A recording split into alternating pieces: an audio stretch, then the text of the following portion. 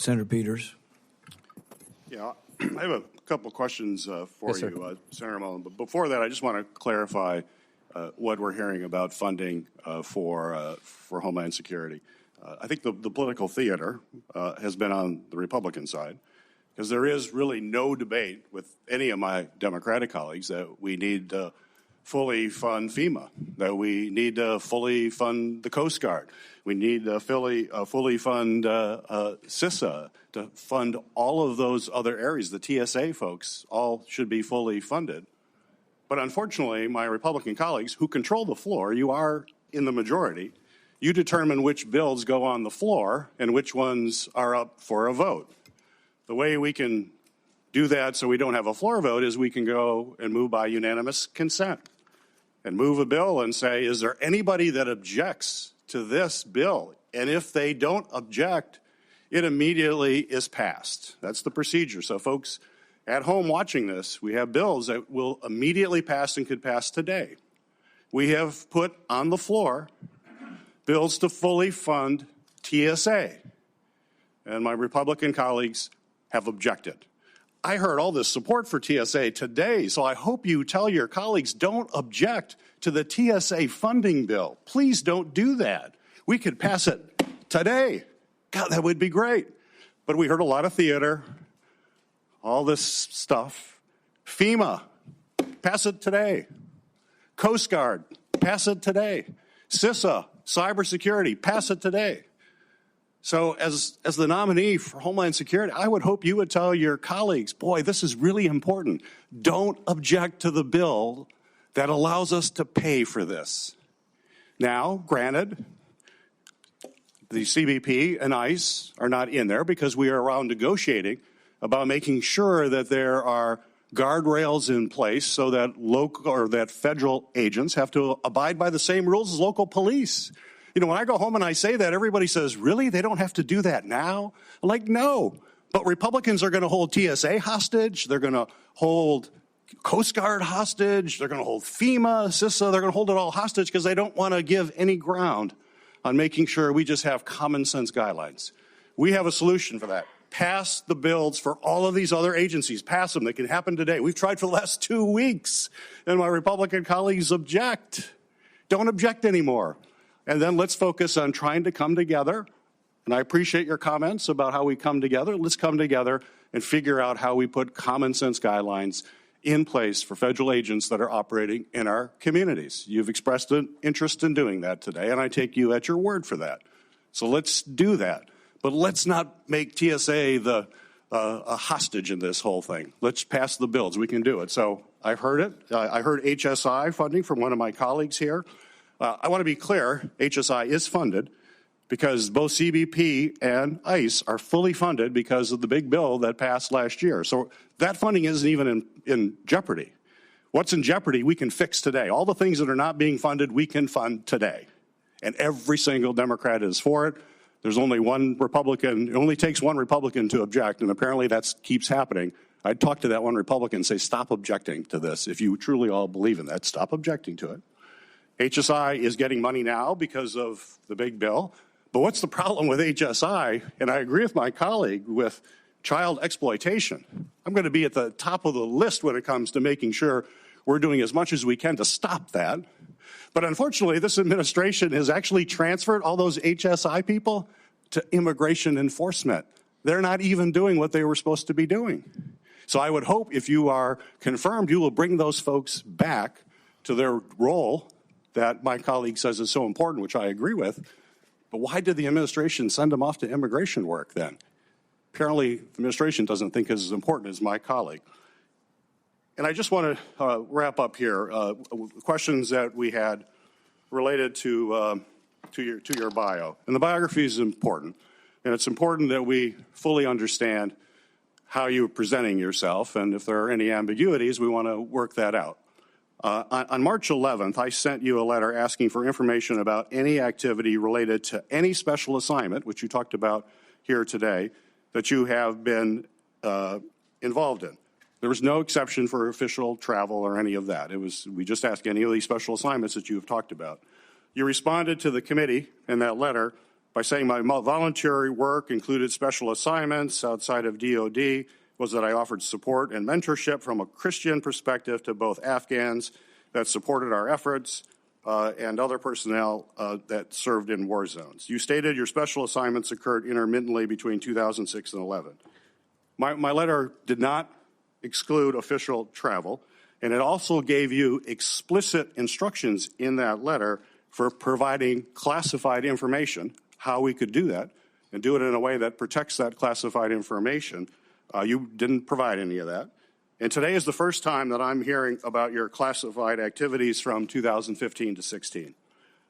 Quite frankly, as we've had these conversations, you have not been forthcoming with me or this committee. The story always seems to evolve, to kind of change. And as you know, candor, honesty, transparency are absolutely critical, particularly at this time to try to build trust as the Secretary of Homeland Security. So we have to clear this up. We feel pretty strongly we have to understand exactly what this is, especially with all your public comments that have raised a lot of questions. We've checked. The SCIF is available. We're going to go in the, we would love to have you come to the SCIF and tell us exactly what you're talking about. I think that'll put my colleagues' mind at peace. Would you be willing to go to the SCIF this afternoon and tell us the classified activities you're talking about? Sir, I think this committee made it very clear with the paperwork they gave me that I do not have to disclose my my official travel. That was part of the documents. And it went over 2 or 3 times. I complied with exactly what the committee said. And there is no statement for, or no area for mission work and mentorship. That was a volunteer basis that I did on my own time. And it was very specific over and over again that you don't have to claim official travel. We want to know what this supposed classified work was. We have real questions about it. I asked the FBI yesterday, I said, and if someone had appeared in any classified document, any document, would that be in this report? And they said yes. I said, well, I don't see anything for Senator Mullin. Why is that? They said nothing showed up. We queried the Department of State, the Department of Defense, other intel folks. So you're in no classified document that the federal government has, according to the FBI, and yet you're telling me you did all this classified work. I don't understand how that recognizes. Sir, I didn't say all. I was very clear with what I said. I get what you're trying to get to here, and that's fine. But I complied with everything the document said, and it was official travel, and it was a classified trip. Well, let me just chime in on this. I've agreed. This is the fastest hearing anyone's ever had. This will be the fastest vote anyone's ever had. And that's despite my qualms and problems with your nomination. And I'm willing to do that. But when the FBI came to my office, I asked them if you had done any kind of work for the CIA, the DOD, or any other. I haven't. Let me finish. Any of these kind of agencies or any kind of classified work. And they said the way it works is you would have a separate folder if you'd been involved in classified missions somewhere, and we would get to see the folder, and then we wouldn't talk about it. We would look at it privately, and we would know what you're referring to. So it's confusing to us because there may have been some papers that said your official trips were excluded. I don't know which ones were and weren't, but you've now mentioned today that you have activities you've done. And so I think it would be easy, and I'm still willing to have the vote tomorrow, but I can cancel the vote tomorrow. I'm still willing to have the vote, get this done, and get it over with.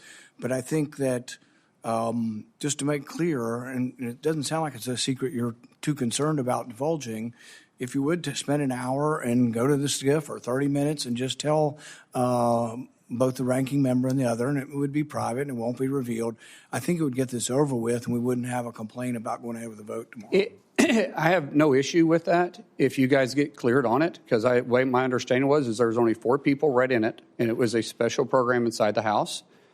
Just like I wasn't on Intel at the time. I'm not saying I was. But I have no issue with that at all. I would welcome being brought up. It's very unique, and that would be on you. We're not going to try to figure out who the 4 people are and whether we can have approval to it. And I don't. But if you're doing something that important, really, it probably ought to be revealed and discussed in a classified manner. Senator, or Chairman, it's not on me to. I don't have the authority to do that. This is why I said I was very clear. Sorry that I never talked specific dates or locations on this. And so I have zero issue with talking about it. But do it this afternoon. I don't have clearance to talk about this afternoon. I don't. It's not me to release. This is a legislative program. This is a program that Congress assigned you to? Yes. This was within my official duties. Who assigned it to you? Sir, that's not for me to talk to you about on this. I'm sorry. This isn't a classified setting. I'm sorry. I'm not trying to be ugly. You know how classified situations work. Which agency classified it? It wasn't an agency. It was done here, well, in the House on the time. The House classified it. I'm assuming. I wasn't on Intel. We're just not really aware of how the House classifies things. I have no idea. I know every time we spoke about this, we had to go to the SCIF and visit about it. But I know there was a paper that I had to sign before it even started, and I may be wrong. There may be more than 4, but I know it was only me and 3 other people that ever discussed it. So secret that we can't know about it. I would think that there'd be some paperwork in the SCIF that they should show us saying this is so top secret and this was made classified. I have no problem. You're welcome to go to the House. This started in 2015. It ended in little late in 2016. I have nothing to hide on this. This is too easy. I would really enjoy sitting there and having a conversation with you because I don't want you to have a question my character on this. So that's very simple for me, but I can't make that authorization. You guys know that. Well, it's a little difficult for us to go ask about a program that has no name, and we have nobody that we know to talk to about it. So I don't know how we would begin doing this without your cooperation.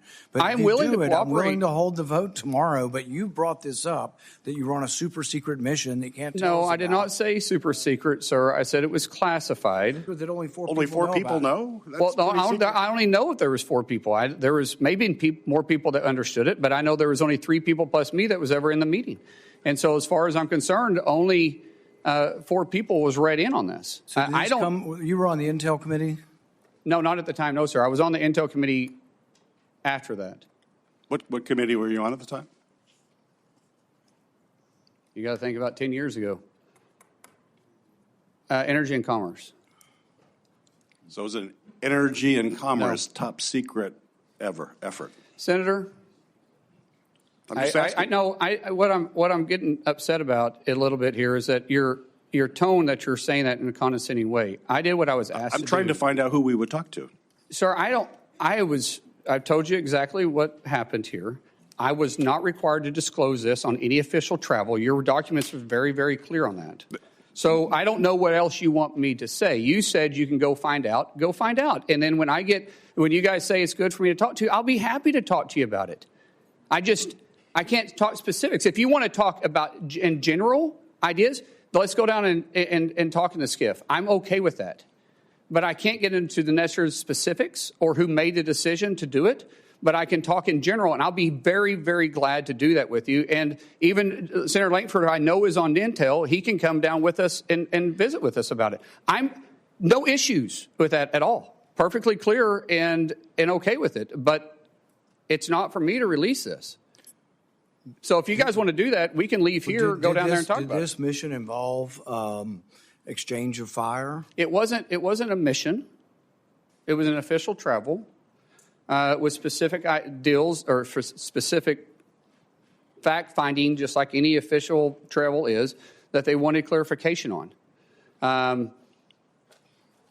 And so, like I said, be happy to talk to you about it if you guys want to. And it was in a conflict zone?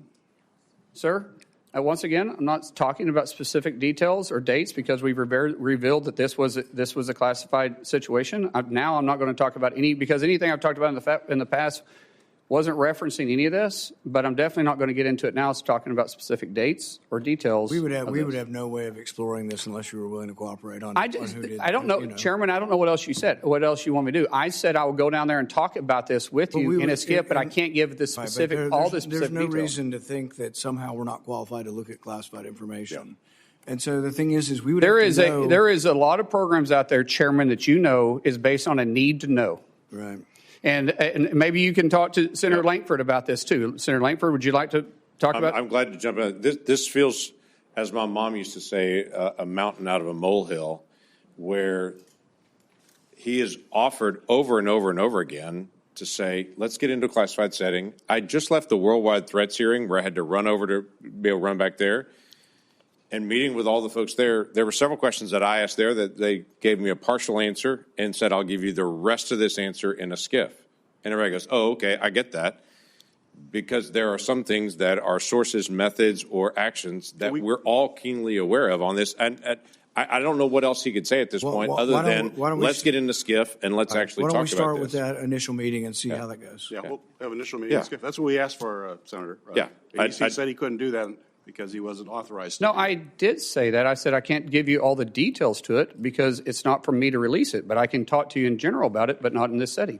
Yeah, and let's get the information out and be able to talk it through and be able to find out what this is. All of us have been in classified settings before. Let's try to get it done this afternoon so we can. I'm available right after this. So if we're, Senator or Chairman, if you want to, we can go leave from here and go straight there. Yeah, and let's try to get the hearing finished. So I really want to, let's try no more speeches back and forth on all the ICE stuff if we can. If you kind of just conclude that, can I come back to you in a minute? Sure. All right.